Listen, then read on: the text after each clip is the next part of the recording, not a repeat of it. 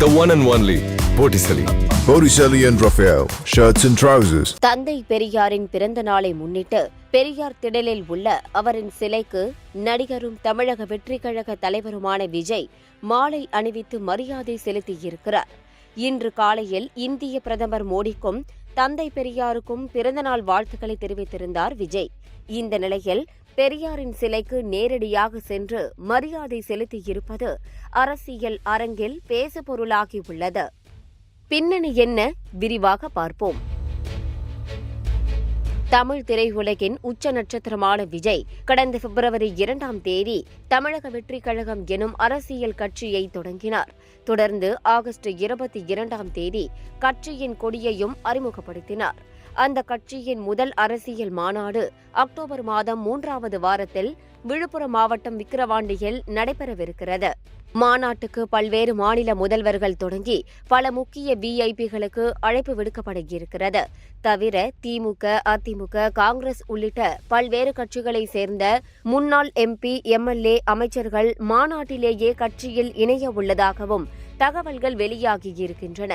இந்த ஆண்டு பிப்ரவரியில் நடிகர் விஜய் கட்சியை தொடங்கியிருந்தாலும் கடந்த ஆண்டு ஏப்ரல் மாதத்திலேயே தனது செயல்பாடுகளை தொடங்கிவிட்டார் என்றே சொல்லலாம். அண்ணல் அம்பேத்கரின் பிறந்த நாளான 14 தமிழகம் முழுவதும் அவரின் சிலைக்கு மாலையிட உத்தரவிட்டார் நடிகர் விஜய். அதனைத் தொடர்ந்துதான் உலக பட்டினி தினத்தை முன்னிட்டு அன்னதானம், பள்ளி மாணவர்களுக்கு ஊக்கத்தொகை, படிப்பகம் என அடுத்தடுத்த செயல்களை முடுக்கிவிட்டார் நடிகர் விஜய். இவை எல்லாவற்றையும் தாண்டி விஜயின் முக்கிய அரசியல் நகர்வாக கருதப்பட்டது அரசியல் தலைவர்களின் பிறந்த நாளுக்கு வாழ்த்து சொன்னது. விஜய் இதற்கு முன்பாகவும் வாழ்த்து சொல்லியிருக்கலாம். ஆனால் அது செய்தியாக வெளியானது கடந்த ஆண்டில்தான்.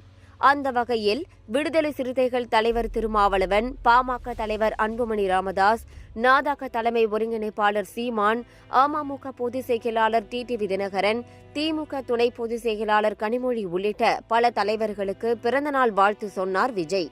அந்த வகையில் தற்போது இந்திய பிரதமர் மோடிக்கும் தந்தை பெரியாருக்கும் வாழ்த்து சொல்லியிருக்கிறார் விஜய்.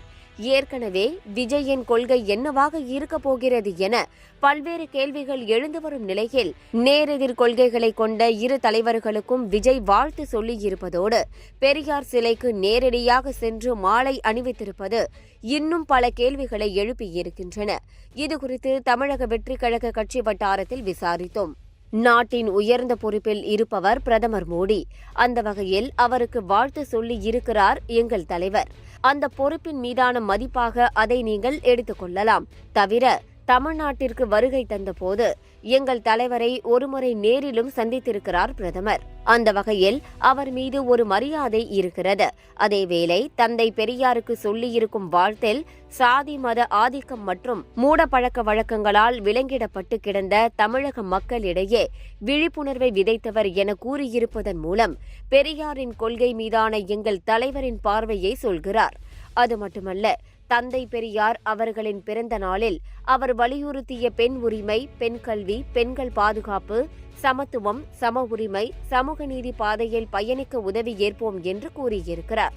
எங்களுடைய அரசியல் வழிகாட்டிகளில் ஒருவராக நாங்கள் பெரியாரை கருதுகிறோம் என்பதுதான் அதற்கான அர்த்தம்.